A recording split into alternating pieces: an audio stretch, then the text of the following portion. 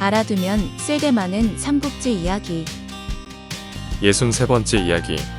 조조가 아무 말도 하지 않은 것을 내가 뭐라고 하겠나.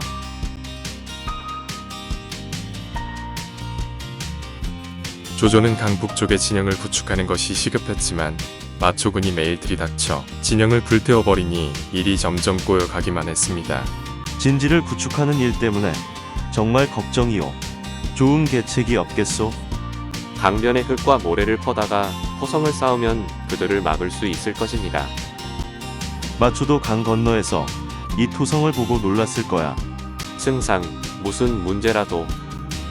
괴이한 1, 2군, 강물이 나날이 줄어들고 있으니. 그러게 말입니다. 어제는 비가 왔는데도 강물이 전혀 붉지 않았습니다. 승상, 큰일 났습니다. 무슨 일이냐? 갑자기 강물이 넘쳐 토성을 덮치고 있습니다. 이것은 폭우 때문이 아닙니다. 마초가 강의 상류를 둑으로 막아두었다가 무너뜨린 것 같습니다. 조조가 마초군의 습격에 대비해 쌓은 토성은 마초의 계책으로 무너지고 말았습니다. 조조가 굳건한 진지를 구축하지 못하고 있는 사이에 계절은 가을에서 겨울로 바뀌어갔습니다. 웬 노인 한 분이 와서 승상을 뵙고 계책을 올리겠다 하옵니다. 웬 노인이 계책을? 저는 병조 사람으로 종남산에 숨어 사는 누자백이라는 자외다. 목매 거사라고도 하지요. 노인장은 좋은 계책이라도 가지고 있으십니까? 승상께서는 군사를 부리는 데는 귀신 같은데 어찌 천신은 모르십니까? 곧 북풍이 휘몰아칠 것입니다. 만물이 얼어붙을 게 아닙니까? 바람이 불 때 흙을 날라 성을 쌓고 그 위에 물을 뿌리면 물과 흙이 얼어붙어 튼튼한 토성이 세워질 것입니다. 다음날 얼음토성으로 자신만만한 해진 조조는 마초와 대결을 하게 됩니다. 조조군의 허저가 마초와 대결을 펼치게 됩니다. 두 맹장 허저와 마초의 날카로운 창과 칼이 백여합을 부딪혔지만 승부가 나지 않았습니다. 말이 지쳤다. 말을 갈아타고 싸우는 게 어떠냐. 좋다. 말을 바꿔 타고 나오마. 말을 바꿔 탄 후로 두 사람은 백여합을 싸웠으나 승부가 나지 않자 다시 말을 바꿔 타고 싸우기로 했습니다. 이렇게 조조군과 마초군의 싸움이 다시 시작되었는데 조조군은 기마병으로 구성된 정예의 서량군을 꺾을 수가 없었습니다.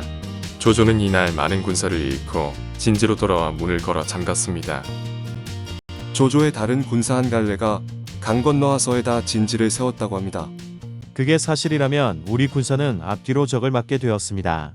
어찌하면 좋겠습니까?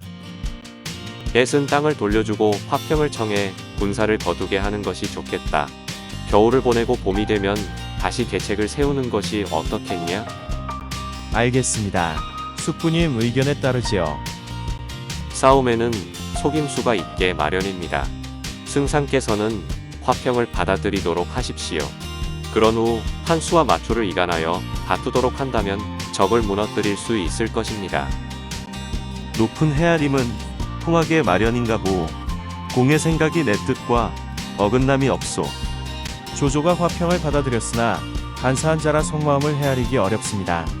우리가 대비하지 않는다면 그에게 당하기 십상이지. 저와 숙부님이 번갈아 조조군을 살펴야 할 것입니다. 오늘은 숙부님께서 조조를 맡으십시오. 저는 서왕을 살피겠습니다. 이 일은 세작에 의해 조조의 귀에 들어갔고 조조는 입가에 알 듯 모를 듯한 미소를 지었습니다. 조조의 진영을 살피러 나온 한수에게 조조는 다가가 사사로운 헛소리를 짓거리게 됩니다. 오늘 조조와 얘기를 나누셨다던데 어떤 얘기를 하셨습니까? 옛날 도성에서 함께 지냈던 일만을 얘기하고 갔네. 그럴 리가 있겠습니까? 어찌 군무에 관한 일은 얘기하지 않으셨습니까? 조조가 아무 말도 하지 않은 것을 내가 뭐라고 하겠나? 승상의 뜻은 깊고 묘합니다. 하지만 두 사람을 갈라놓기에는 부족합니다. 제게 계책이 있는데 이대로 하시면 원수간이 되어 잡아 죽이려 들 것입니다. 어떤 계책이요? 마초는 용맹하지만 지략은 없으니 승상께서 한수에게 편지를 보내듯 일부 글자를 흐리게 하거나 먹으로 지워버리십시오. 이 일이 마초의 귀에 들어가면 마초는 한수에게 편지를 보여 달라고 할 것입니다. 그러면 마초는 한수가 승상과 내통한다고 오해하게 될 것입니다. 결국 조조의 계략대로 마초는 숙부 한수를 의심하게 되고 한수는 조조에게 항복을 하기로 합니다. 양치는 조조에게 가서 항복의 뜻을 전했습니다. 마침내 가오의 반관계가 마초와 한수를 갈라놓고 말았습니다. 조조는 싸움에 이긴 것이나 다름없다고 생각했습니다. 돌이킬반, 사이간, 셀케. 반관계란 상대편 장수들을 서로 의심하게 만들어 적진을 교란시키는 계책입니다. 한수가 항복을 했다는 사실을 안 마초는 한수 진영으로 달려오고 조조군의 공격을 받게 됩니다. 천신만고 끝에 탈출을 하는 마초. 마초의 목을 베어오는 자에게는 상으로 천금을 내릴 것이며 사로잡는 자는 대장군으로 삼으리라. 일찍이 조조가 적장에게 내건 상금과 벼슬이 이토록 컸던 적은 없었습니다. 그만큼 마초에 대한 원한이 깊은 데다 두려움도 컸던 것입니다.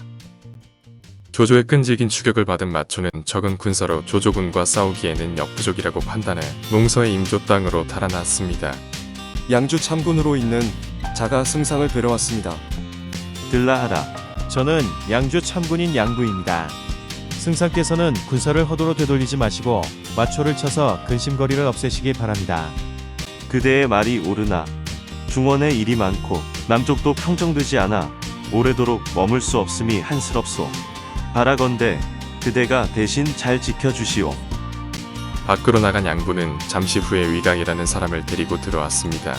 양부는 조조에게 위강을 추천했고 조조는 위강을 양주저사로 봉한 뒤 양부와 함께 거성 땅을 지키도록 했습니다. 승상께서는 적의 군사들이 불어날수록 기뻐하시며 술자리까지 베푸셨는데 까닭은 무엇입니까? 서량과 변방의 땅은 너무 멀리 떨어져 있지 않은가. 만약 그들이 험한 지세를 이용해 지키면 한 해가 아니라 두 해가 걸려도 칠 수가 없다. 그런데 스스로 한 곳으로 모여드니 머릿수는 많지만 사람이 많이 모이면 이간도 쉽지. 그 틈을 이용하면 적을 단번에 휩쓸 수 있으니 어찌 기뻐하지 않을 수 있겠는가. 조조는 군사들을 거느리고 허도로 향했습니다. 조조가 마초를 치고 허도로 개선하자 헌제는 성밖까지 진이 어가를 내어 조조를 맞아들였을 뿐 아니라 조조에게 옛날 한나라가 정승수아에게 베풀었던 것과 같은 특전을 내렸습니다. 특전이란 황제 앞에서 허리를 굽히지 않아도 되고 칼을 차고 신을 신은 채 황제 앞에 설 수 있는 것이었습니다. 이렇게 조조의 위엄은 더욱 천하에 떨쳐 올리니 가히 천자를 누를 만했습니다.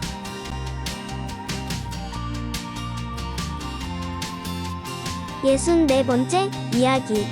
모두 칼을 놓아라. 그렇지 않으면 내가 목을 베리라로 이어집니다.